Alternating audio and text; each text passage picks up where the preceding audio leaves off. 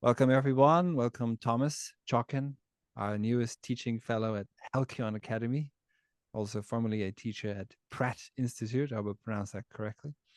A man of the arts, of praxis, of the practical side of the art, but also a great philosopher. Thomas will be teaching a course on Plato on beauty and virtue. I met you now more than 3 years ago at, I think, first a course on Heidegger, followed by a course on the early Greek thinkers, where we read together Anaximander, however little we have of him, Parmenides, Heraclitus, Empedocles. And I did notice that your knowledge and understanding and grasp of especially Aristotle. So we did also record, I think, a year after that, something I didn't know how we got to that, but we had a bit of a back and forth, I think, about Heidegger and Aristotle. Yes. And I remember one moment, especially, where he said, yes, I know we can talk about the gift, but at some point, there needs to be something that holds it all up. So, uh, and yes, so this is the hand movement, by the way, that philosophers make when we say essence. So there's all of a sudden, there's essence. And it is really, when you read Aristotle, it's not as though he's all about substances. That's a Latin version anyways, but there's a moment in thinking where this grounding becomes necessary. So, but this is not what we're talking about. We will talk maybe a bit about grounding, etc. But we will discuss education and how to teach in, perhaps in now in this digital world, and where we are when it comes to legacy institutions, universities and others, but also now free academies like Halcyon and others. And maybe we can start off like this. You've now prepared 7 lectures for the Plato course, and you've taken the time that you needed for it. How would you see that as different from preparing a course for a legacy institution? Well, first of all, Johannes, thank you for, great introduction. Outstanding, actually. Very honored. And I remember that conversation about Heidegger and Aristotle. And I remember that great moment of like, we got to this great tension point about exactly that kind of essence grounding. And I actually I recollect on that now, you bringing it up to me. But and as you said, I'm a practicing designer. So besides teaching as an instructor at various as a lecturer in different institutions around New York, and then recently University of North Georgia in the state systems, I'm also a practicing designer, specifically in typeface design. So that's the making of digital fonts. So I've worked for clients like Starbucks, Foot Locker, Express, and most high profile Google. They underwrote me to produce fonts. I worked with educational therapists on fonts that improve literacy performance using typographic interventions. Those are available open source on Google Fonts. And what's really powerful about that, it allows educators around the world to access those fonts and immediately improve reading performance for students and individuals with reading disabilities like dyslexia, for example. Did also additional work from colleagues of mine who've done literacy research in Arabic to apply the same interventions in different script systems. So I come very much from a background of practice, but also very clearly the question of why we make what we make. Why are we doing all this in the first place?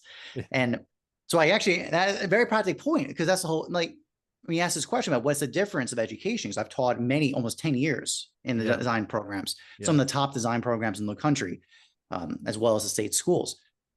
I will say, in general, one part is they take for granted the premise, the first principles of why we're making the work we're making, which is fascinating, because you would think in education that would be something you would talk about in some class, and you generally don't.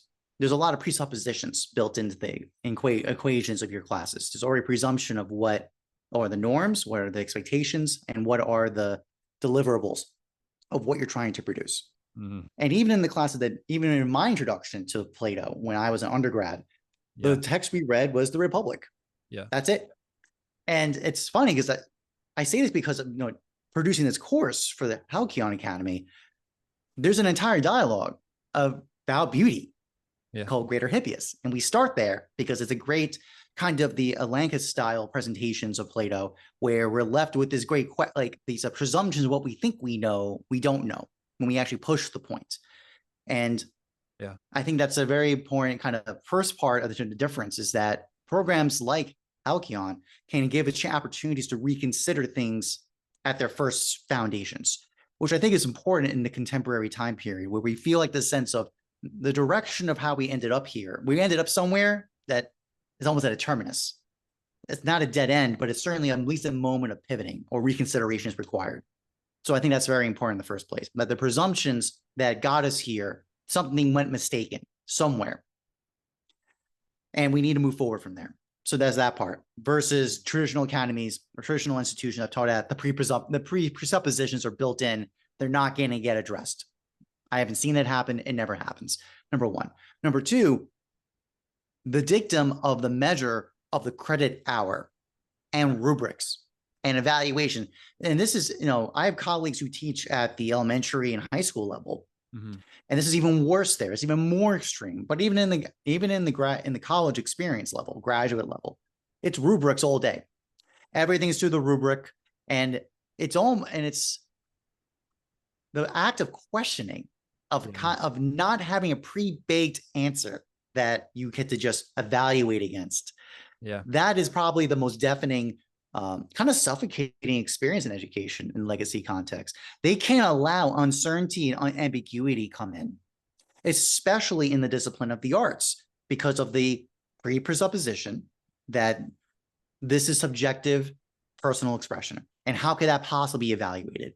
I've been in critiques. I've been in capstones for undergrads, for example, where painting projects, other art projects have been presented. So this is the traditional fine art background. It's not the applied arts like design. This is the traditional fine arts. I saw no pushback on the points made by the students about their work, because it's almost as if like we can't push back on personal preferences or personal identity points. I mean, I was seeing these, I witnessed in my own eyes, and I'm sitting here going, why are we not at the very minimum asking for clarification about what these statements are signifying and what is being said? Nothing to be apparent. And so what we do in response to that, we try to quantify everything by a rubric. And even in those rubrics, the things that are evaluated are tried to be quantified as fast as possible. How many sketches you made, how many delivered. It's all this quantification of the thing. The qualitative, even just, I think, as simple as the act of questioning. The act of questions. What is the mode of questioning? It's a kind of, I was talking about this at the net yesterday with Daniel Gardner and company. Questioning is a kind of measure in a way, in the sense of when we ask the question, we're putting a phenomenon into a context. There's almost like a foreground background relationship occurring that is certainly, it sets up a certain relationship of dynamic and allows you to kind of see what happens with that, and you can see the response, as opposed to just things put into a very clean box that the answers are already pre-known, and it's just a matter of, can you achieve that line or not? And so if I had to summarize, I think programs like Halcyon, which I've been in your classes before, and I think that's probably the most rewarding things about it. There's a kind of like the best kind of educational experience, or actually usually, even in my legacy institutions, I usually ran book clubs or basically mentored students outside the program, outside the official class. That was far more rewarding, because it had the give and take. It had the kind of uncertainty, the kind of surprise of not everything's pre-baked, but we already know where we're going to go. And I understand, like, obviously there's a context under there's some usefulness where there's a track, where you're going, and it's just a matter of hitting the notches along the way. That's like, it removes uncertainty. So it allows for certain individuals to move successfully through that. But at the highest level of a training, you're always confronting ambiguity. It's actually I think it's ultimately, I almost feel like sometimes people kind of make the presumption when you actually get to the highest level of your craft, everything's already answered. I always find the opposite of the case. When you get to the highest level of your craft, there's actually this great wonder occurs when you realize actually the limitness of your understanding. You understand you come to the limit, and you realize there's actually so much more abounding and there's questions to be pursued. And I'll stop there. Yeah. Do you have a third point? I didn't want to interrupt you before. I think I covered my points. Yeah, I got you. So one what this produces is sort of identity with itself. You use the word certainty. So what is being produced is with a great amount of statistical certainty or probability, which could be described as certainty, student output that can be measured in this specific way, which is evaluative, so that ultimately everyone is equalized along the bell curve. Now, at a university in Italy, which I may or may not have attended, on the evaluation sheet, they used to have smiley faces. So, and somewhere in between. But I'm reading a book right now by an Italian professor, Italian art historian, etc. I think he's at Columbia, though. His name is Salvatore Settis. The book is Se Venezia Muore, in English, If Venice Dies. And he speaks about this construction of identity as opposed to diversity. So diversity would mean you come to a place like Venice and you allow for that place to be what it is. And so that means Venice has its own city life. And you as a tourist or traveler, as a guest, you can witness, be an onlooker, maybe even a part of it for some time, and then you leave again. But now, of course, Venice has become a theme park, more or less, which sucks out all the diversity from Venice. It's reduced to its symbolic places that supposedly make Venice what it is. And now you have Venice everywhere, as you know. There's many different places, the Venetian and Las Vegas being perhaps the most prominent one. Now, with the university, we could say that maybe the university has gone the way of a theme park as well, where, instead of Mickey Mouse, you have people running around smoking pipes and wearing Tweed jackets. Tweed jackets, like I used to do. So that's obviously I'm being a bit provocative, but in a sense, because what I really would like to hear more about, I think I agree with it when you mentioned the presuppositions about, because to me that I will probably spin this in a bit of a different direction than maybe you would have gone, but it's this technical approach to everything where it's not even questioned, why do we even educate, or why do we even teach, or why even read Plato? Well, Plato is fundamental. Then we read this book, because everyone has to have read at least parts of it, etc. Then, of course, we could also get into the question whether there's an actual philosophical reading of the text, what reading even means, or writing about a philosophical text, whether that can be evaluated at all, or how that should be evaluated. So what do you think are those presuppositions that are never questioned? I think deep down, fundamentally, it's about time, in the sense that there's first of all, in the presumption that the qualification of your degree is qualified by your credit hours. That's like, so there's that issue. There's the issue of, also there's a difference between also like the discipline in the arts and design, those presuppositions built in versus just generic school dynamics. But what I just listed is just a generic school presupposition of knowledge. Your capacity to know is qualified by your time exposure. So it's just an assumption that by you doing these credit hours and getting the prerequisite grade for it, you thus know. Yeah. When it's possible. Aristotle said this: just because you're old does not mean you have experience, does not mean you have wisdom. There's no necessary causation, like there's no relationship necessarily. But just because you have duration of experience means you have wisdom. There's none. Um, so that's just my general first response about like just the academic environment in general. And I Yeah. think in the arts especially, um, there is a kind of like here, just kind of on this very again to be more content particular as opposed to Yeah. abstract. Yeah. The concepts of legibility and yeah, I would say I'll work with that because that's very specific to design. The idea of Yeah. legibility and Yeah. also like idea of if what's here's a good one. That's very what is what's a term they it's not efficiency. It's a kind of simplicity. The Yeah. kind of norm, the idea that what is simple and what is intuitive. There, that's the word. There you go. I remember this. I remember this discussion many times with professors, about colleagues about this. What's intuitive? It's very fascinating because the idea of intuitive is almost always actually has a requirement of a cultural normative standard of exposure to make something intuitive. That if you teleported someone, if you had no one used an iPhone before, Yeah. even though we see examples of babies using iPads, right?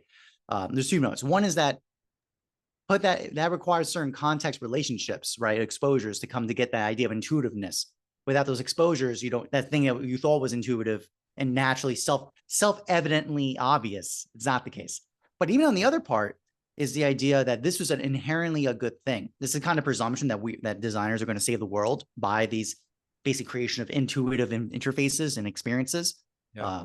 Not realizing that most of the time these are being used to basically make us addicted through dopamine mechanistic feedback mechanisms that basically can be consumatory batteries of attention. Mm-hmm. And that is independent. I mean, one can make a capitalist critique of that's capitalism operating, but I think it goes even a little deeper in the presuppositions on that. That's not just capitalism operating. That is the natural consequence when the object of investigation of design is effectively optimization for time. That's what it is.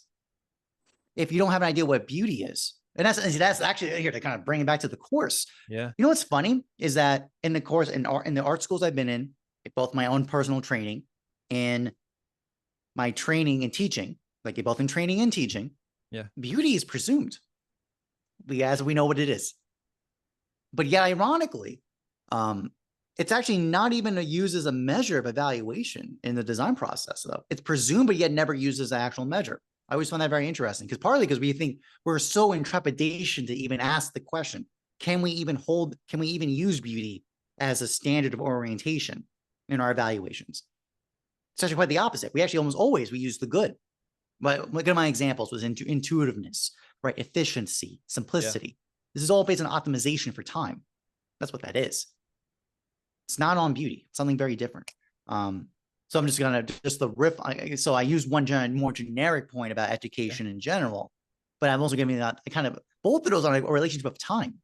That's basically what I'm getting at on my observations. And what's the relationship with time in a legacy institution? So two parts.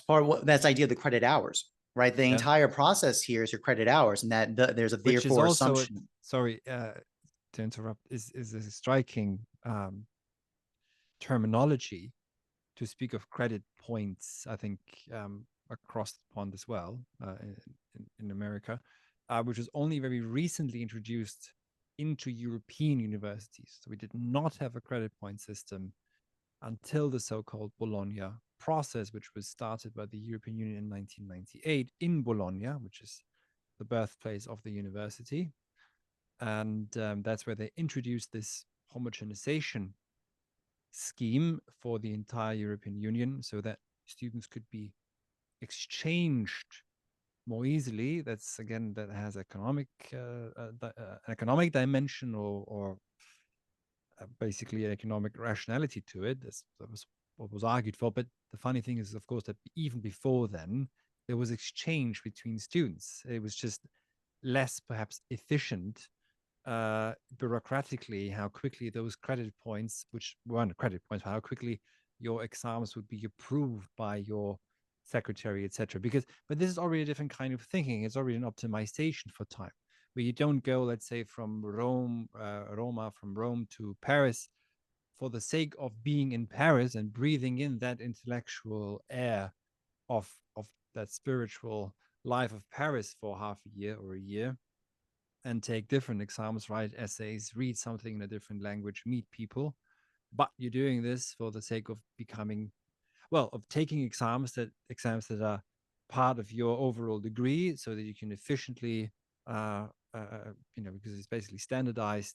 You can use that exam from over here. That those credit points they apply to your credit points here, so they go to um, your overall bachelor's degree, etc. So that's one thing that has changed. Maybe this has been the case in America for longer, but this is something that's very recent Yeah. in Europe, 20, 24 years or so. I'm going to build on that, the whole point of the interchangeability of the educational experience. So the thing is, when the basic question of you getting your degree is interpretable, it's basically interchangeable where you get your degree from. If that actually is the case, then the thing, as opposed to prior, and I kind of have a feeling most likely, Johannes, you can let me know how it was in Europe, it actually was really important whom you were studying under. Yes. The professor relationship was actually the cornerstone of the educational experience. If that's no longer the case, though, and it's interchangeable, where institution you go to school at, then what are you optimizing for? What you're opting for is things like, how can I get these credit hours for the least cost and the fastest time? So, because the point is that it does not mean a different, so it does not matter who your professor is, because if everyone's being evaluated on the same standard and the content is being standardized, so thus it's basically the same content when you go to New York or Alabama or San Francisco. So then the question really becomes a question of just economic efficiency. Where can I get these credit hours to be certified to be in this discipline or focus for the least cost? And actually the other way versus and in my way, that's actually a very rational decision, because when we have huge variance of cost, you can go to a school and walk out with like $90,000, $120,000 of debt, or you can go to other places for like peanuts in comparison. Yeah, it's rational within that narrow framework. Yes. It's not necessary. It's understandable. I can understand under those dynamics why someone would choose those make those choices. But the big distinction, why that's a reason, I can understand that decision-making process, is because because that takes away because we abstracted the relationship of the professor from their student. If they're just interchangeable widgets, then there is no difference. Yes, I mean, we were told at a university in Italy, which I may or may not have attended, at the first, this is some dean, whoever it was at the time, this small mountain town university, who said, this year, this was economics, this year 1 million students in China will get their degree in economics. They are your direct competitors. Back then, China was all the rage. This is a long time ago. But there is something which one could call the planetary university, which would be the opposite of, say, a cosmopolitan university, where we meet, which is a genuine meeting place between, which is intercultural, etc. That would be the ideal of a university.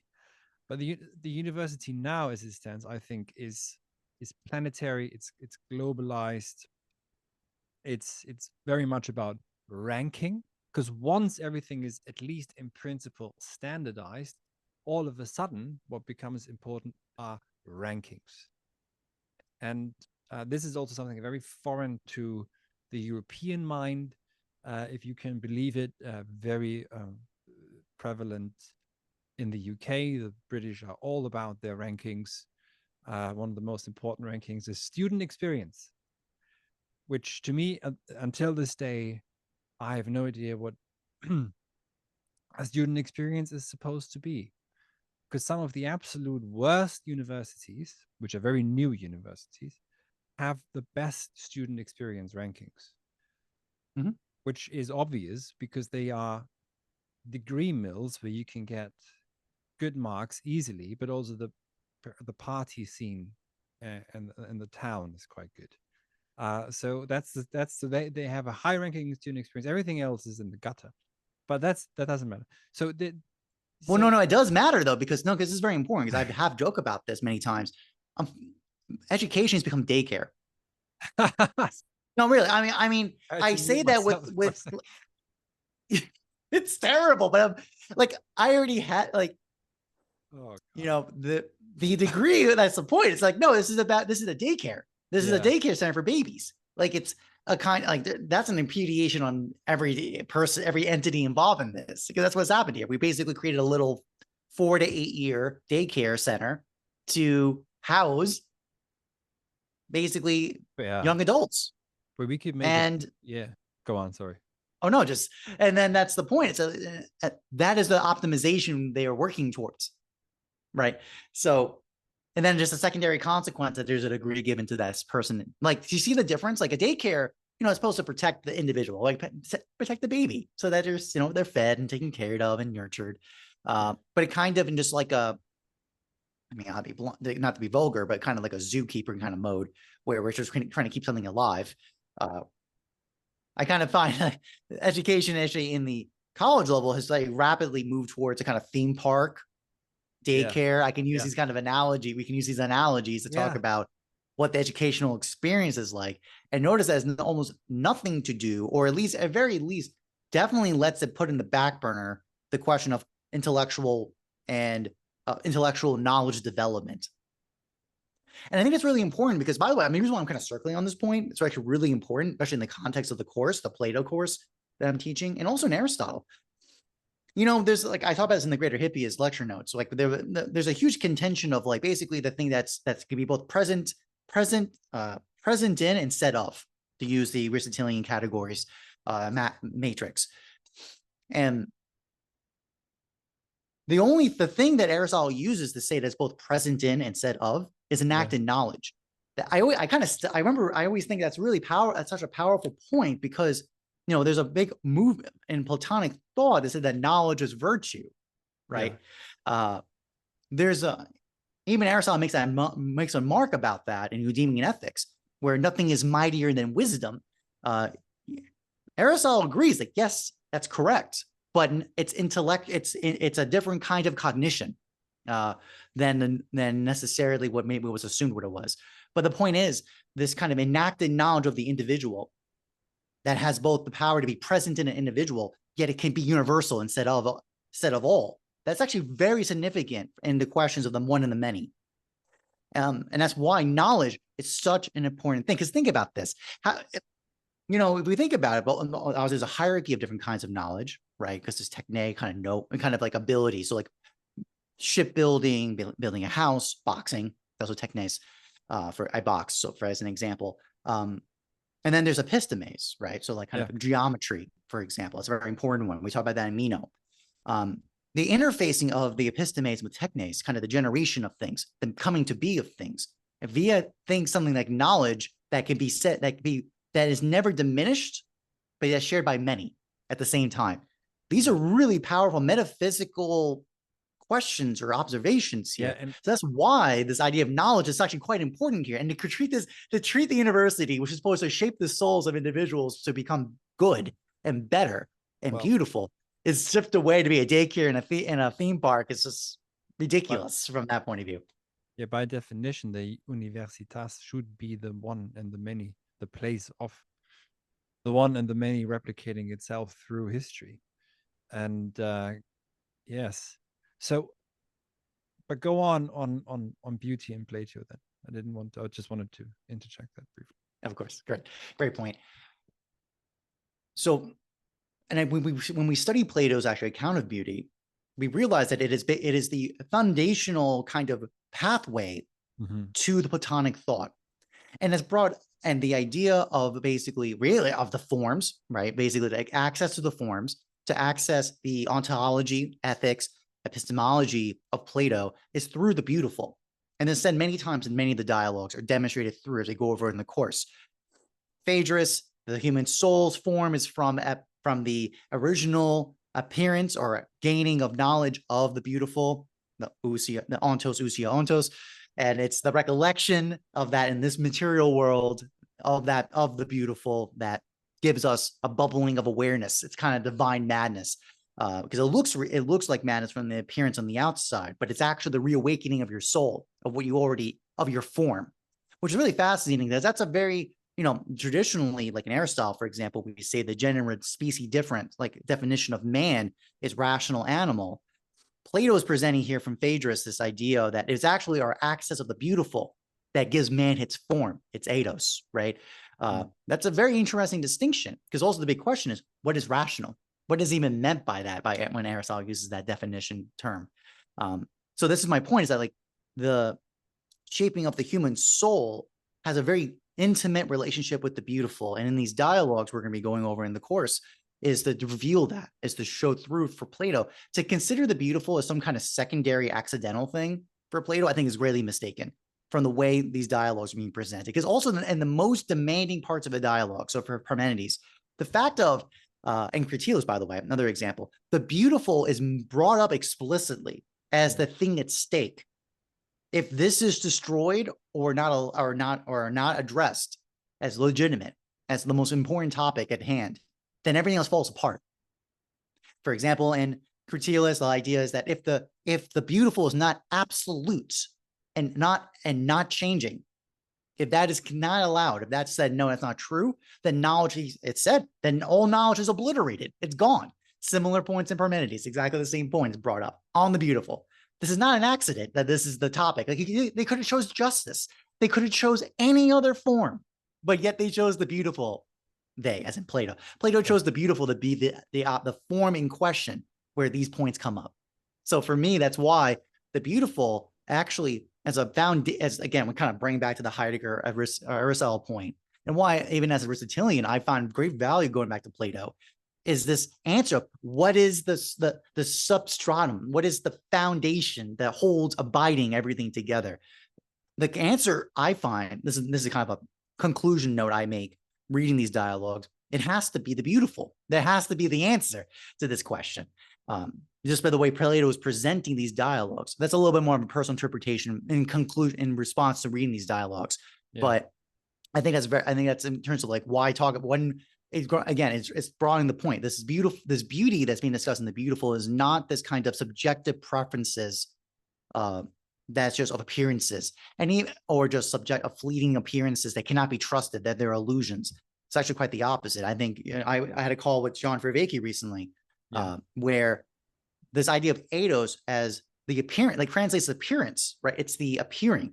It's this idea that there is appearances that we can truthfully and with full sincerity fall in love with and get into intimacy, draw towards, which is also from any training in the arts and disciplines. Ideally the best practitioners are the ones that love their topic, who love the principles behind their topic. The best doctor is the doctor who loves to heal, right? Which, by the way, is just a riff on that point, is from Parmenides, from Phaedrus, where the whole point of the rhetorician as the doctor of the soul. It's very fast, and I find that immensely interesting, especially in contrast to the Gorgias interpretation of rhetoric, as an example. This idea of the healing, the generation and movement of the soul by love. And also I can quote other things like from Aquinas, for example, that love is great. Love of God is greater than knowing God, right? It's this idea that love actually seems to have a super essential overcoming of even knowledge. It's almost the presupposition for knowledge to even come to be. So just a riff on these points. Go on. That's what I got so far. Anything what's on your side?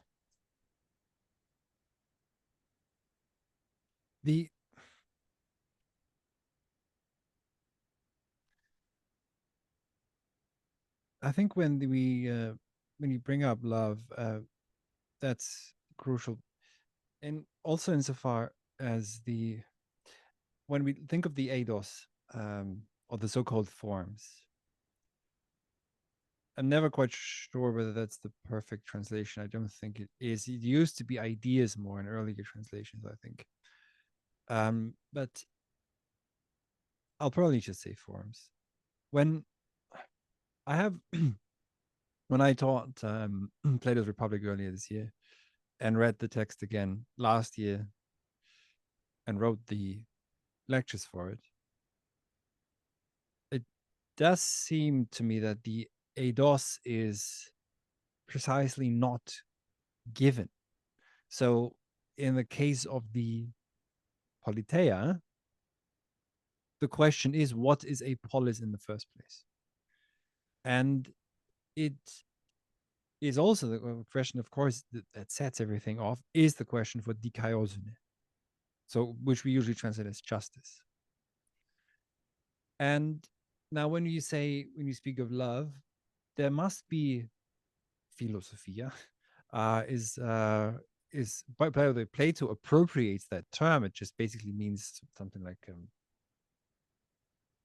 being an intellectual or intellectualism or something to that effect. But he hears something else in it, in philosophia, and understands that those who love wisdom are not in possession of wisdom. They do not own it or control it. So it's precisely the stance of not wanting to control, not yet knowing what it is to be in dikaiosune, in, let's say, justice, or rather, in that which brings about the ontological coming together so that the ethos of the polis grounds itself. And because that ultimately is what the entire text of the Politeia is about, is trying to show how every single part or every single moment, which would be even stronger, because when we speak of moment, we have the notion of movement rather than a reification. It's just that this is this part of the soul, that's that part of the soul, this is what that part of the soul does, blah, blah, blah. But the eidos is not yet given. It must really be drawn out. It must be birthed in the dialectic of the dialogue. So when you said they, it's the interlocutors. So it's always a communal effort also. Of course, there's something about the Socratic method where it can be very suggestive and he's proposing something and the interlocutor just agrees to it. But there are specific moments when Socrates is seriously challenged. Um, he challenges himself, etc. So the there's not, in a modern way we would say, almost negativity, which uh, is perhaps not the intention by Plato, but it's not yet given. The eidos is not given, but is of course then remembered. So, but I also have and this maybe is where the beautiful comes in, insofar as in the medium of the beautiful, the forms of the ideas begin to body forth or show themselves fully, uh, could imply, or does imply, I think, that the eidos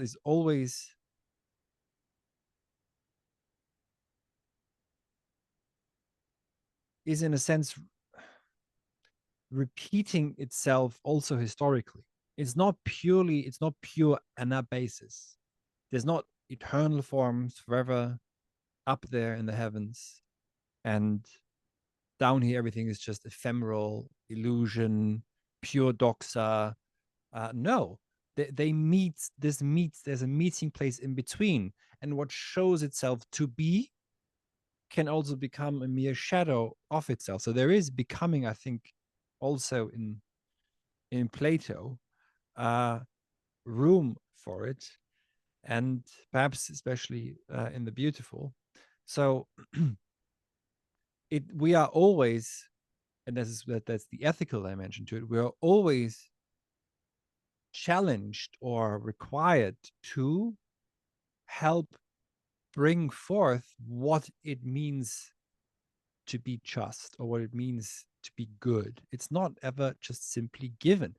And this now brings it back to education, because it seems to me that what we have now is rubrics or registers, um, marking criteria, etc., which is basically already given, pre-produced, presupposed, to use a more philosophical term. So we have these schemata where we just place stuff or people into them, and make sure that they conform to that, rather than keep bringing something out that is perhaps there in them. This is what perhaps anamnesis then is. We begin to remember, but that remembering presupposes obviously a forgetting or not knowing. And then we remember it's this moment of insight, the eureka moment is, yeah, that's what it is. But that's what it is. So it must, in some sense, toti and enai, you, the Aristotelian, must know this toti and enai. It is what it has already been, that which it was being, toti and enai. But it is only in this moment of remembering that it really is becoming again what it has already been. That it's never purely given. And I think education goes wrong when it's all, as to come back to how you started this whole conversation, it's everything is already presupposed. This is what it means to be optimizing for.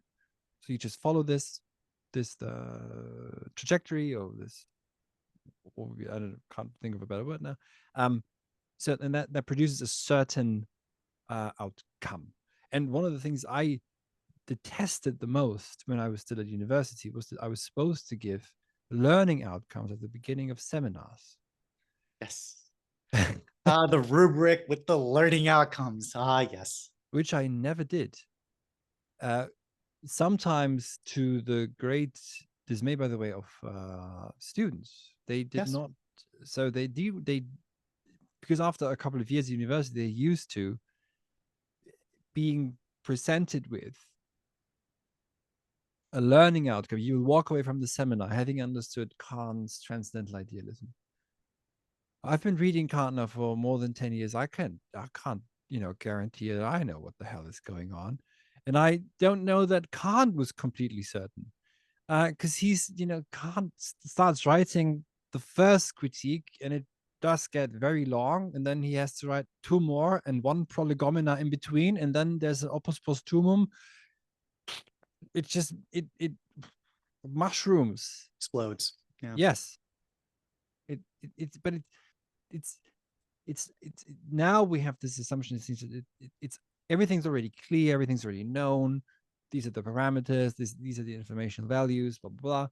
Once that's all set in stone, we can produce with certainty along the bell curve students that will do this and the other.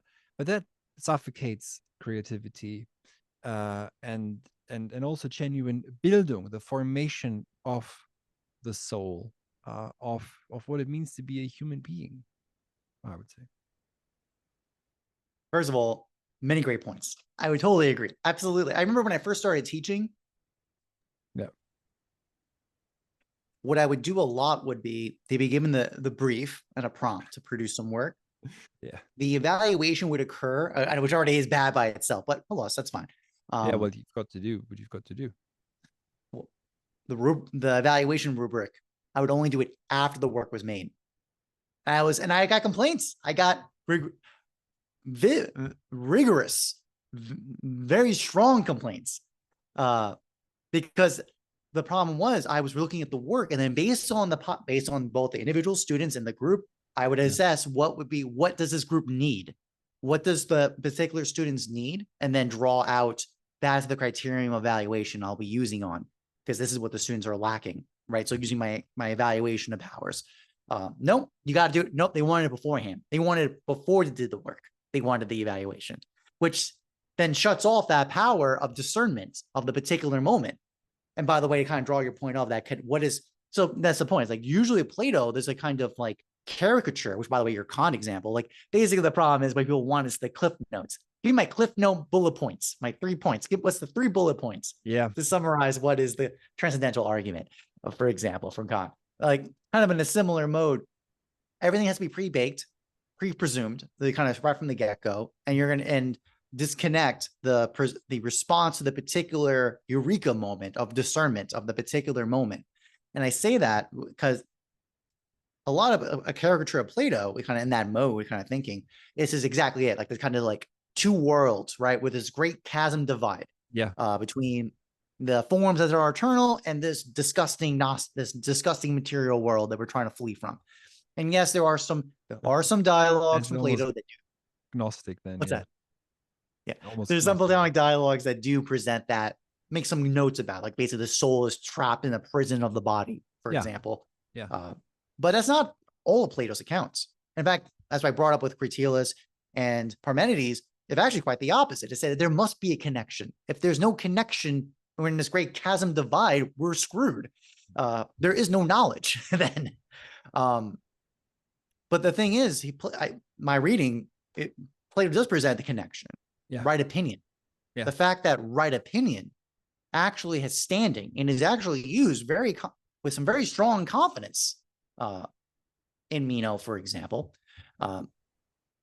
does paint the way, is one of the answers of how does Plato give an account for connection between material being and becoming, right? What is one of the answers? One of them, from my reading, is the right opinion. The right opinion gets you the same result. That gets you access to truth. It may not be as good as wisdom. It's not as reliable. That's kind of the key. The language about that is about reliability, right? Certainty, reliability, kind of like circles around these points. And it's really interesting, the language about that in Meno, because the idea that we need a chain of causation to lock down the Daedalus statues, the beautiful statues of Daedalus, to keep it from fleeing away. Because just the riff on that is that there's a mythology that great sculpture basically made these great works that were so perfect that they would actually be alive, right? They were actually so good at mimicry of living things, they became alive and run away. So that's what's being played on that with that analogy there, or that little mythology. Which, by the way, actually draws another note from what you're bringing up with the understanding of justice and these other attributes. Yeah. It's imitation. This is actually very important. This is the Aristotelian answer or point about this. We learn by imitation, by mimesis, imitation. How do we become just? We imitate just people. So this is, and that's kind of tied with right opinion. The point of the men who make great laws, who produce the states, that's probably that's in Meno, the reference about that, how the laws are made. It's from those who are stricken. There's a theological argument that these are stricken with right opinion, and they produce laws that guide and shape our souls to be good. The kind of Aristotelian kind of building on that point is to say, well, no, we learn by mimicry, we learn by imitation. Yeah. That is a legitimate mode of knowledge, of gaining knowledge. It is not the end point. It's not as reliable. Because also the thing too is the whole idea of, like, generally the kind of bad rep of dialectic is based on contingencies versus demonstration. The kind of like generation from Aristotle and from traditions from that, the Stoics and the Scholastics, is this demand that the highest level of knowledge is demonstration. That if you can show by demonstrative necessity, that is the highest level of knowledge, versus things of opinion or solipsism or dialectic kind of working through in process. Just to kind of show that, kind of drawing out distinctions, working out there. Go on. I just pulled out Aristotle. You're fine. Okay. So let's see. Oh yeah. So another note, by the way, on this whole idea of which is interesting to bring that up, that whole tension between demonstration by syllogistic form versus dialectic. I just find that interesting because in the Meno, there's this whole point about color figure played. And it's the definition of it. They use, it's interesting because that's a discussion about virtue. And then Socrates, the character of Socrates, has a kind of pivot over to just demonstrate the relationship of figure, plane, and color. And it's the definition of color is the end, it's the natural consequence limit of plane. I just find that immensely entertaining because right there, that's a mode of demonstration. And Meno is actually very annoyed about this because he's like, "Come, it's so simple. That seems like such a simple answer." Yeah.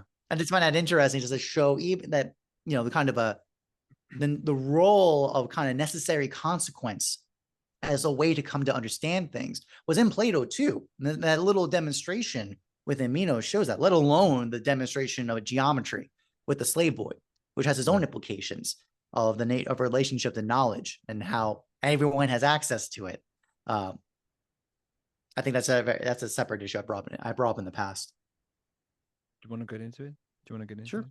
Go the whole idea is that So this whole argument, right? It's the demonstration of recollection, right? So the Yeah. demonstration of it was to have a slave boy, basically, who did not know basic geometric principles, and when they worked through a kind of discussion process to generate basically out of a slave boy who did not know the diagonal, the principle of the diagonal, how it works of the square, basically. He was mistaken. Basically, what happened was through some interactions, he made some, very reasonable implications. He had a little toy model of how you would basically double a square. He was Yeah. wrong. Yeah. That was corrected. And it was by the introduction of a new term. So a new term was generated through that eventually. And through a new name, Mm-hmm. a new understanding was possible from that.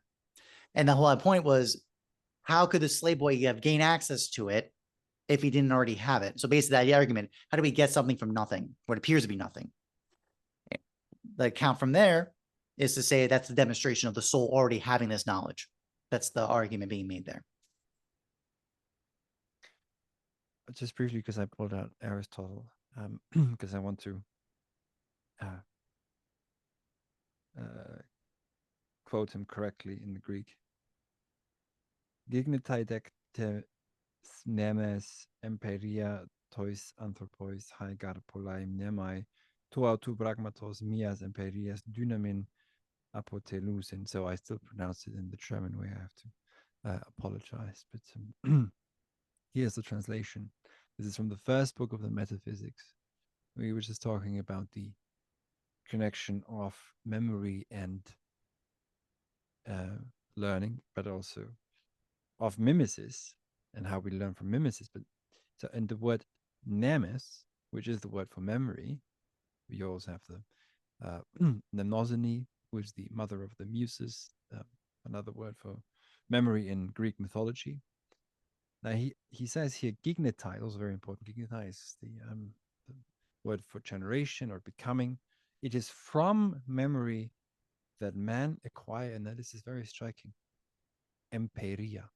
They acquire empiria, experience. It is from memory that men acquire experience. Now, mnemes here is also, I think, related to mimesis. They are related etymologically. So I don't think it's just memory, it's also mimesis. That men acquire, it's a very strange sentence in English. We hear it is from memory that men acquire experience. So experience is not immediate either. It's from memory, from continued experience, etc. Because empiria for Aristotle, as you know, has a very specific meaning. So because the numerous memories of the same thing eventually produce the effect of a single experience, etc. So striking sentence right at the beginning of the so-called Metaphysica by Aristotle, very much on the relationship between mimesis, memory, and knowledge and experience. And also, of course, the first sentences, as you know, pantes anthropoi tu edenai oregontai physei. All men naturally desire knowledge, to use the official translation by the Loeb classics here, U. Trednik. So all men, very important, pantes anthropoi, all human beings, as we would say today, naturally desire knowledge.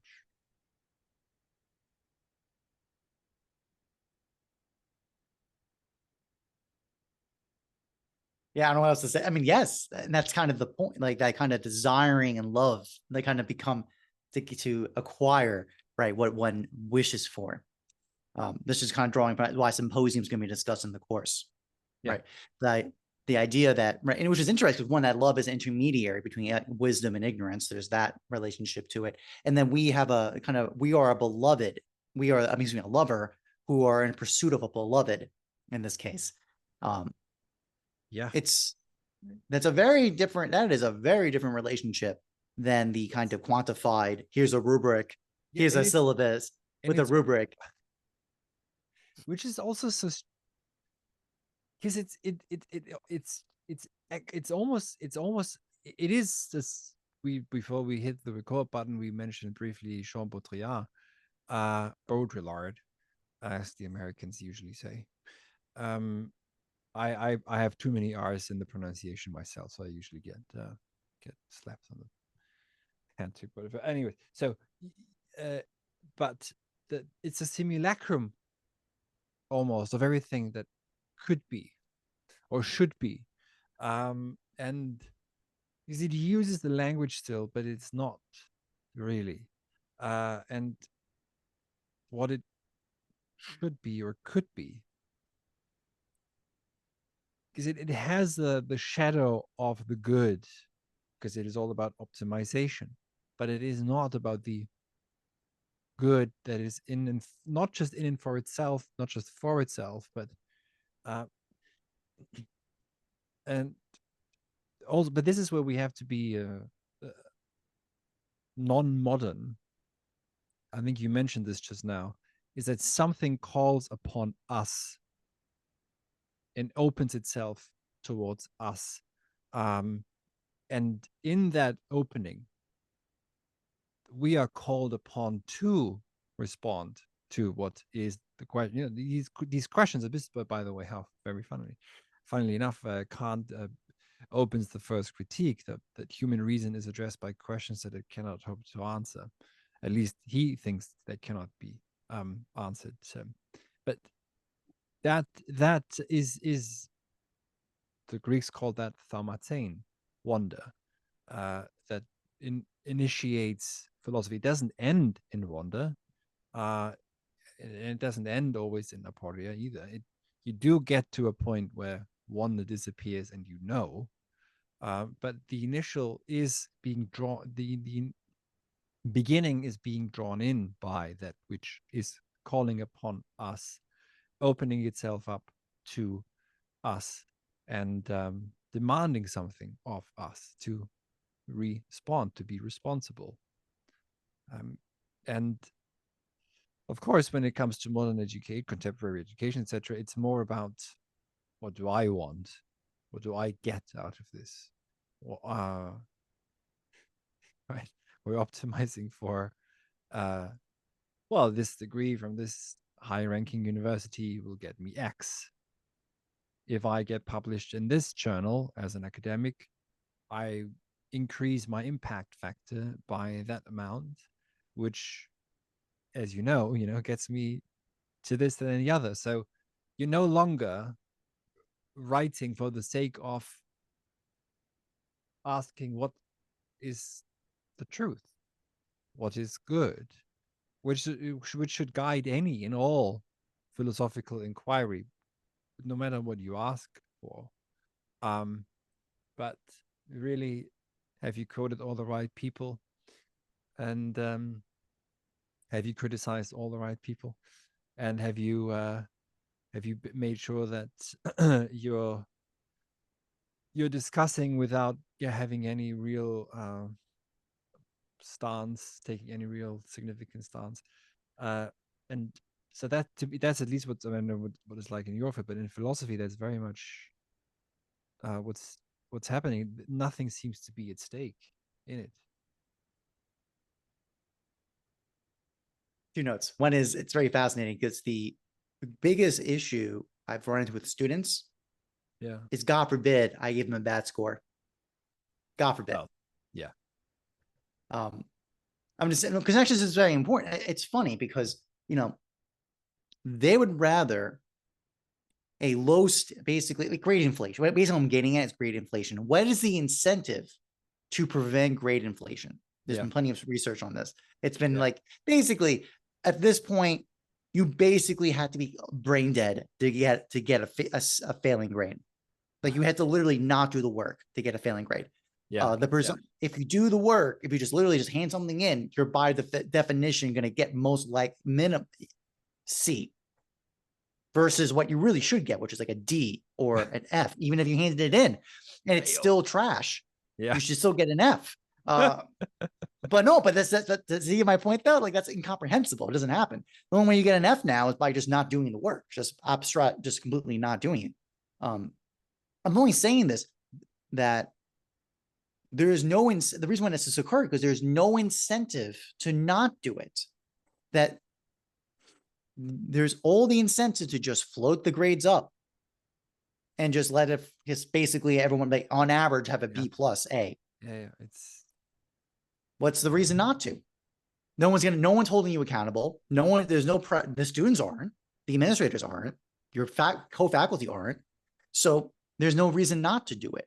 And then versus if you did use it, you get all the negative consequences because they think that representation, first of all, one, they may make the argument that's subjective, that you're not making a fair evaluation of their work. But number two, that they would rather be placated with a high score so they can just move on with their lives than having to deal with the measure, like with a response of having to improve oneself. Kind of I'm getting at basic idea of like reality self-serving my own personal desires and whims versus having a demand and call that I have to respond to. That's basically what I'm getting at with this. Yeah. There's like that side of the issue. And then this note of contemplation, right? Because the end of the philosophical project is to be, there's a couple of answers, I think, to that question. But I think one of them, Aristotle kind of gives his account in the Nicomachean Ethics about this, the stance of contemplation. It's a kind of definitely awareness, right? And a kind of like you move from the wonder, where this is kind of like you don't know what this is, but you're drawn towards it and demanded on it. So then you've gone through this, kind of, I guess is basically the symposium discussion from Diotima through a great struggle of development. And also the little phase of the bubbling of the soul, kind of challenging oneself, that you cultivate oneself to get to a stance of seeing the vast, I'll use the vast ocean of beauty. Yeah. Right. And to see the results of all our toil and to come to basically a kind of awareness piece. And Aristotle very claims that this is self-sufficient. This is the least demanding of any external goods to allow oneself to have. And it could be done at any time. And also has a lot. And I remember this from, I think, from the ethics. Mm-hmm. There's a note about memory, that this is something because the man of virtue who is in contemplation recollects his great acts and great virtues in the past. I remember that note from Nicomachean Ethics about this, that basically virtue in the end is a kind of beauty, is a treasure of what that one gets that whole possession of, because it's timelessly. It's not even necessarily contingent on the particular goods at the moment.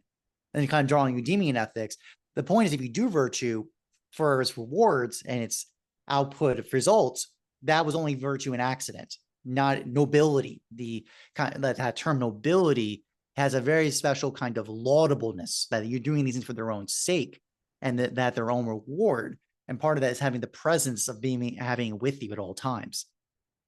Kind of riffing on these points. That's a very different, so notice is basically the big problem is most of the time people are pursuant of signs. We're always in pursuit of, this is the issue of images.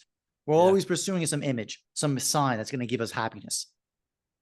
I mean, listen, it's said it's in Diotima talks about with Plato, the younger Socrates, excuse me. This whole point about like basically love is the everlasting desire of the possession.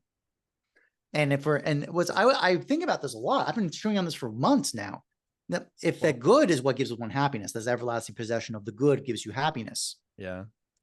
The answer is unanswered what the beautiful is. That younger Socrates can't answer that question at that time. And so it's just kind of pivoted away. But I held that in my mind as I was reading that dialogue. I was like, it wasn't answered. And that was and there's also this language where, Socrates does ask Agathon, like, is the good the beautiful? They just point blank kind of, Socrates has Agathon answer that question. And say, yes, they are the same. And there's this line of like, let us presume that is the case and move forward. It's very fascinating. I'm just like, that's like a conditional statement argument. Yeah. That's not like, I agree with you and we're moving forward with this point. So anyways, I'm just ripping on these points of like, why is this course about beauty and virtue? It's because of what I'm getting. Virtue has these special qualities to it. And one of them, because temperance is one of the virtues, and we talk about that in Phaedrus. This is exact point. It's this line of, it's the acquired opinion to desire the best, which is one of the roles of education. One of the roles of education is like, this is why when you're first training students to be visually literate, right? Or that's the language we use nowadays. What that's saying is we're trying to train their taste. That's what we're doing, basically. But the demonstration of seeing what is excellence, what is this look, what is beauty, let us review this, let us encounter it. And basically from that's acquired opinion to basically, and then know this is what one ought to desire. This is part of the educational process. an experience. Now, of course, always the line becomes, there's always a tension point. Is that just propaganda? Or is this education cultivating the soul to be good? That's a fun little engine note. Yeah. The thing, there's something that I forgot that I had thought of before, and then I went in a different direction. But then you mentioned propaganda. One of the, which is, you probably have to blame, even though I don't like doing that, but Nietzsche and or misunderstood Nietzsche and Karl Popper for that. And Popper I will blame every day for anything, doesn't matter what.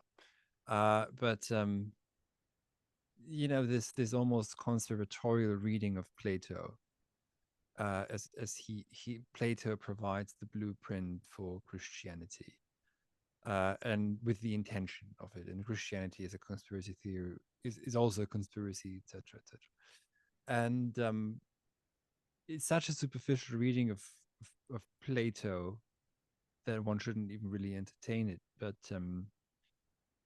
it has to do with, ultimately, with with this just stubborn misunderstanding of Platonism, or what Platonism has turned into with the two world paradigm, etc., which lacks an understanding of the simultaneity of anabasis and catabasis, of the walk upwards and the walk downwards. Let's not forget that the first word, for example, of the Politeia is katiben, I walked down. And of course also Nietzsche's Zarathustra walks down, just as a little hint. But let's now step down into the cave for a moment. This is something else. Now we are pursuing signs and signifiers, and now we're back with Baudrillard to a certain degree. A degree is a sign. It's a sign. It's a signal for, given whichever university you went to, it has a certain signal in the cybernetic system of the job market. And it signals to the job market that you have been, you are the outcome of 3 or 4 years, depending of a certain institution that makes you more or less functional, or you've went to 4 years of daycare that is expensive, so now you're in debt enough that means you can now be employed. But also there's something in the cave of Plato himself, if you remember, which is very strange, because let's not forget, we should never absolutize the cave. The cave does remain an image, but the question of philosophy is the question for the way out, and also for the way of the return.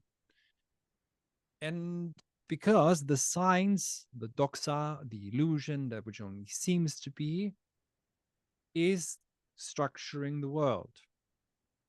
But what is the game that they're playing down in the cave? They're playing a game.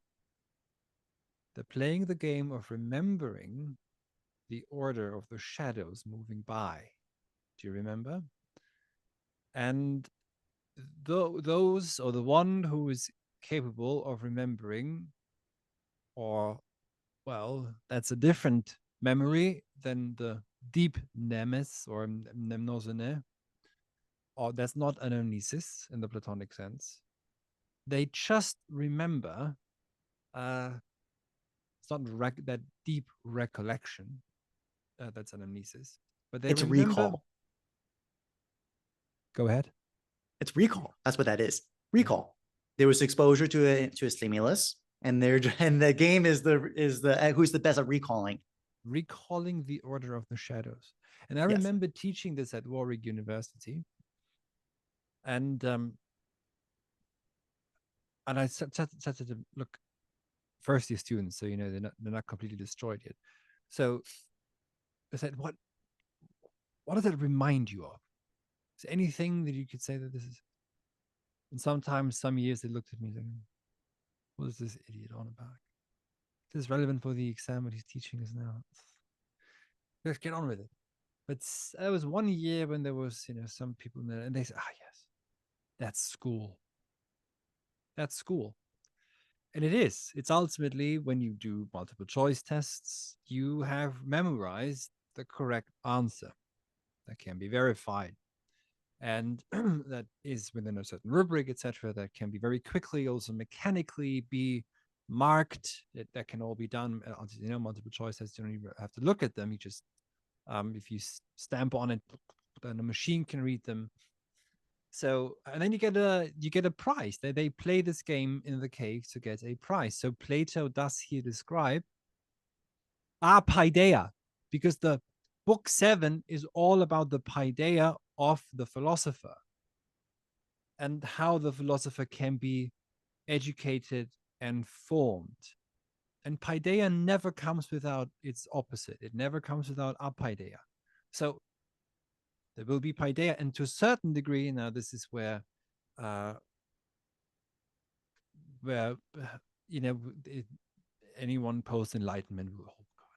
But to a certain degree, you need also those who just recall, and we all to a certain degree also just have to be able to recall. If you don't, you couldn't drive a car without building the instincts and reactions. What do you have to do when this happens, this situation? You have to hit the brakes, now you have to hit the gas, etc. So that's part of it.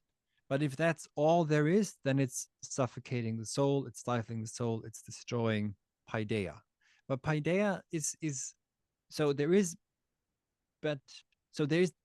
We would have to. This is something we would have to get into in more detail with the text then, and how far there is mimesis of this sort that doesn't lead to higher paideia, or the other mimesis, um, imitation, that does lead to the higher paideia. But it, just to stay with the cave, it would have to be with the image of the cave. One would have to leave and ask further and further, more and more radically, the question: what does it mean to be good? What does it mean to be at all?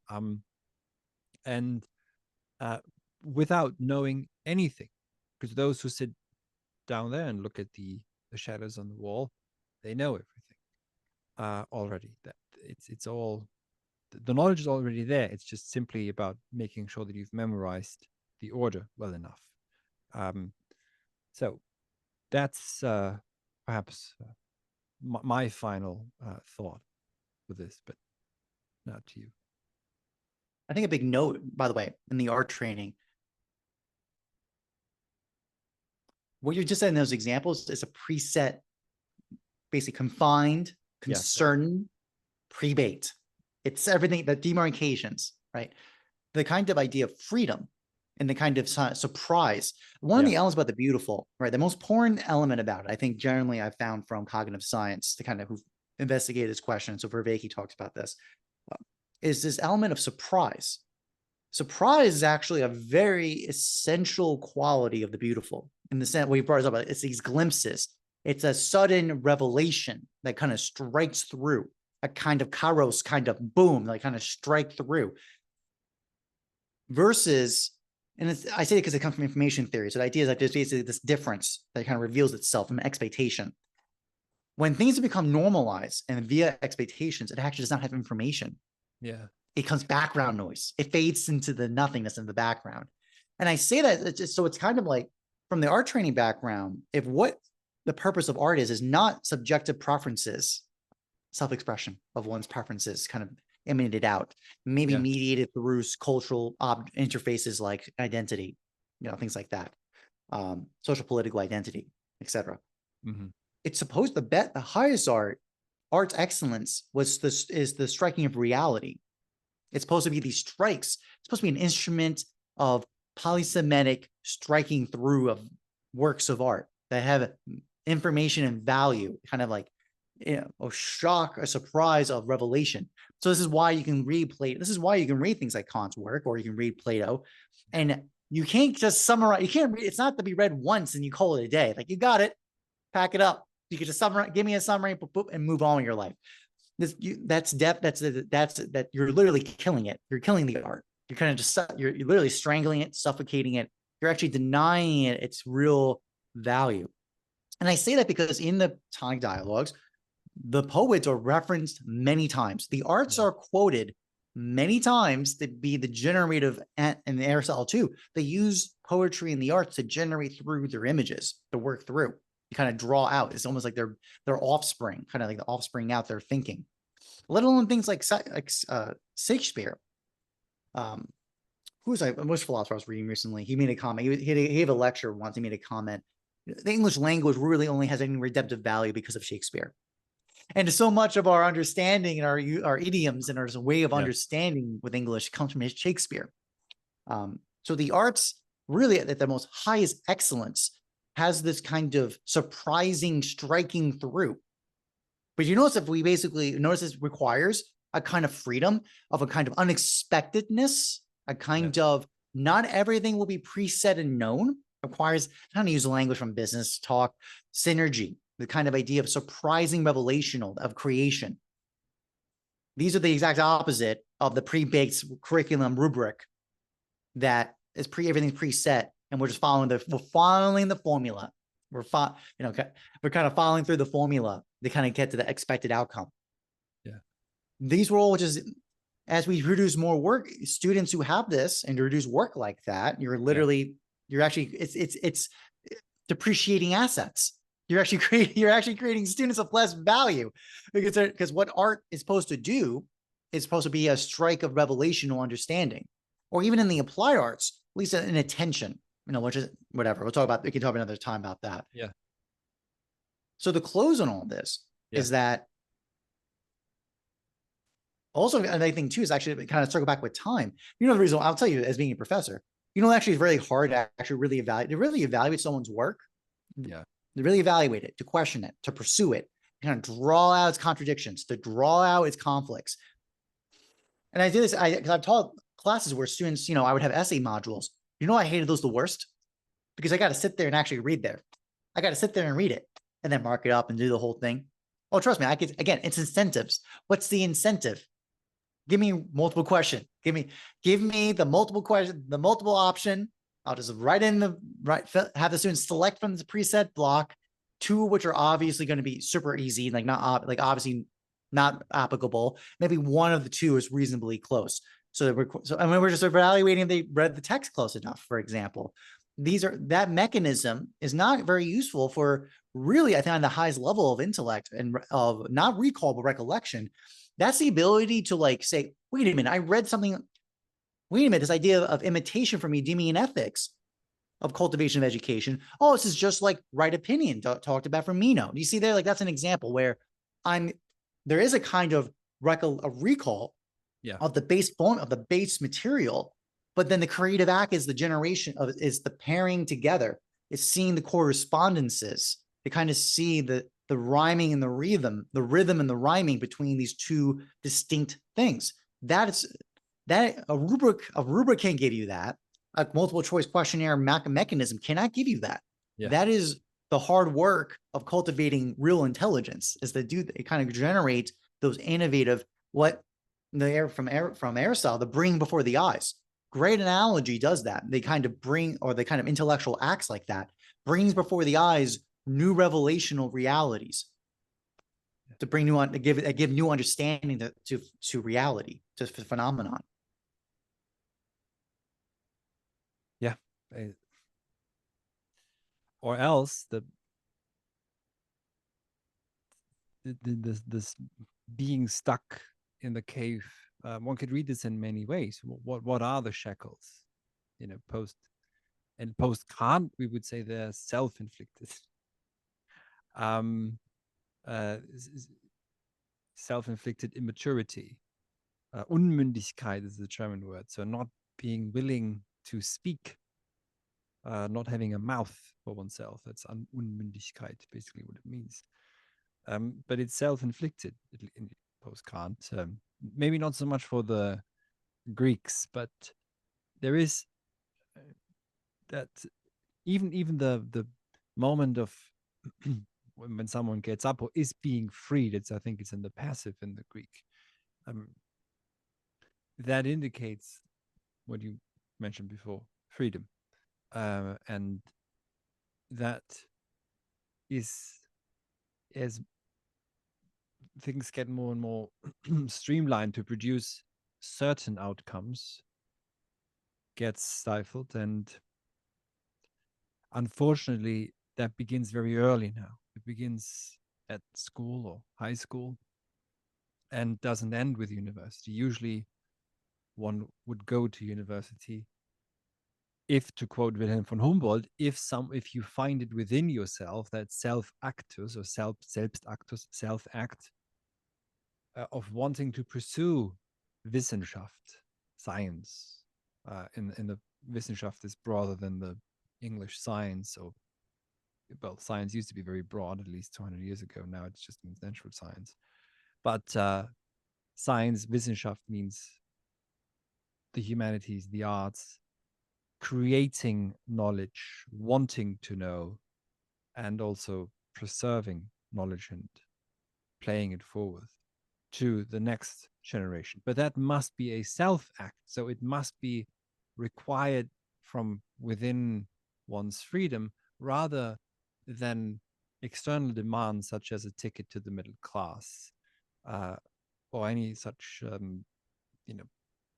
external superficial parameters that can be material. And then we have to be have to be careful. I don't want to be too elitist, but it is understandable why people go to university given the system that we're in.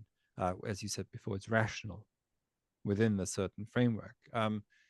But I wonder, though, whether, given that, just to use this very crude economic language, whether there aren't diminishing returns, and given the insane amounts of debt that students now have to get into, especially in America, whether it couldn't also be, well, it couldn't, it doesn't generate a sort of an opening outside legacy institutions. And yeah, that's what we're working towards, at least over here. Well, exactly the point. I think the very fact that, especially in the pro-seminar module of the course, the idea that the people coming in will be encountering these texts. I think the pro-seminar model of the exposure to these texts, the discussions with peers, and then being the opportunity to write something down in response to it. Yeah. And it's purpose. And here's the thing: it's not like, and I've done your courses, to be honest, I've been with you on them. It's not like you come in with like, okay, class, this is the outcome, these are the objectives, and these are the prompts for your writing, and you have to respond to these prompts. And if you don't get the points. Like, you see, like this, it's a completely different dynamic. Because first of all, I mean, that's the thing. Like, I think the Heidegger discussion we had, the Heidegger Aristotelian discussion, was in response to my essay. And I was old. I remember that. I actually really had a bubbling moment. I had like a quasi freak out in one of the, I remember this during the Heidegger course. I'm like losing it because at one point, like my brain just connected. Wait a minute. What the fuck is substance? What is this? And I was like losing it because I'm like, well, wait a minute. And I started doing some like non-natural consequences from those thoughts from the Heidegger text we were reading, and then knowing my Aristotle. And I'm like, but wait a minute, if I apply the Aristotle model to this, then what the fuck? There's no reason not to. Let's just do whatever the hell we want. That was the whole argument, right? That was the whole, that kind of bubbling kind of like toil, like kind of like intellectual panic of realizing the consequence of a line of thought, and then writing an essay about it, and then having the discussion about it. If you came in with me some rubric before, we're going to understand the intellectual development of Heidegger, and then and then actually write an essay about it. How could you possibly know that? Like, let alone able to account for my extra background knowledge, which I actually do need to find. Actually, I will say in general, education does a horrible job of doing that. Like, it basically, like, I say this because it's not like students who come in with, especially at a higher level, like a graduate level and whatnot, they come with background knowledge, but the program has to treat them as an invisible. It's like, nope, I can't, that's not in my topic. That's not in my domain of topics. So I can't discuss that. We cannot even address it. It's not within my 5-year plan. I'm doing a postdoc and I get money for this. I have to write on that. This is something that bothered me basically I mean, many things, but one time I was told by a professor when I was a seminar teacher during being a PhD student, make the customer happy. So you've got to give them learning outcomes. And I obviously always refused, which, by the way, is remarked on critically in the evaluation that I got as a teaching assistant. I didn't care for it. But if you're a young academic and this goes into your permanent record, which is so Orwellian, because mind you, George Orwell writes 1984, not about the Soviet Union, but about Britain, often forgotten factoid. But there is something about this bureaucratic state here, anywhere really in the world, that is so suffocating. And I never bothered about it. I didn't care one way or the other. Whatever they put in there, just laughed it off because it's ridiculous. It's ridiculous to make the customer happy. The students aren't customers. Uh, and a professor has to profess something publicly, or else he doesn't deserve the title of a professor. It is not a career title like being a senior associate or anything. You have to profess, and that means it has to, if it's serious, then it has to affect your entire being. But so what also bothered me was the attitude or the gestus of uh, of of of graduate students, really, which, and probably I became like that too. Who knows? Probably yes. Which is to everything is already clear. Everything is already known, as we know. But not Plato doesn't know what he's going to write when he sits down to write the Politeia, which takes him years and years and years to write. As we know from reconstructing this, the first two books were written initially, and then it took, I don't know, I'm not a great historian, another 5 years, who knows how many more years, 10 years, 20 years, I think, even, to finish the rest of the entire work. So um, uh, the other 8 books of the Politeia are written over the course of decades. Kant falls silent for 10 years before he writes the first critique. So uh, Heidegger didn't publish the most important works were published posthumously. And I don't even, he wanted some of them published, certainly not all of them. But this sort of this everything becomes obvious. And it's very specific about philosophy, perhaps, but nothing is obvious yet. We don't know yet. And I can't think about it would be funny if I started this because this was a course on Heidegger on technology, I think. And I think I could come in and give you the learning outcome today will be you will walk away shocked, not knowing what the word substance means anymore. But I mean, first of all, that's not possible. But if you framed it in this way, then it would, or if there were any too much framework, I mean, there's always a certain there's certain there's a certain area that you're in or a certain dimension. Um, but given given that now I can teach in a way that there's no certificate, there's no PDF at the end that says you completed this course, there's nothing, no credit points, that's for sure. There's no mark, there's no grade, I think you say in America. Mhm. Then it takes away it generates a different uh, culture already from the very beginning, which leads to, and this is what it should lead to, people meeting others with similar interests who they wouldn't have met and beginning to work on their own or think about their own lives in a very different way. Maybe exactly in this is what philosophy ultimately does is it's like what is the assumption of this or what is the presupposition of this, and only then genuine paideia can even begin to um, uh, um, begin to be uh, or begin to flourish, perhaps. Um, if because this is how we started it, we always come back to it. If those if the parameters just remain in place, perfectly presupposed, never even questioned, not even seen anymore, then we also, by the way, fail. This is a this is what modernity demands of us, is to be free. So that means to question radically presuppositions. And I have the very strong suspicion that what is being called, and this will be my final remark now, finally, what is being called so-called critical thinking is not critical thinking at all, because that is in itself operating within certain frameworks, etc., etc. But that's perhaps for another time to discuss. I mean, no, I've seen those. I've seen those lectures. You know what they are? They're a list of fallacies. That's all they are. So you get a list of fallacies, and then you got to recall the fallacies. So, Thomas, this was wonderful. Final remarks from you to the to our listeners. Thank you, everyone, by the way, for listening to us, and maybe also joining one of our courses, and especially, Yes. of course, Thomas's course. It starts exactly. I think this is going out over the weekend, so it'll be next week when the pro seminars start. So obviously, you can take the course self-taught. You can just self-study, follow the recordings, my lecture recordings of the dialogues. But I highly encourage anyone who can join the pro seminars, because, as Johannes said, the value is getting to meet individuals you would normally never meet, and that's totally true. Daniel Gardner and Javier Rivera, who I co-wrote a book with, we met at Johannes's class.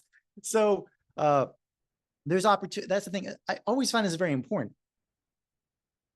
Things of beauty always generate more than what they are presumed to be.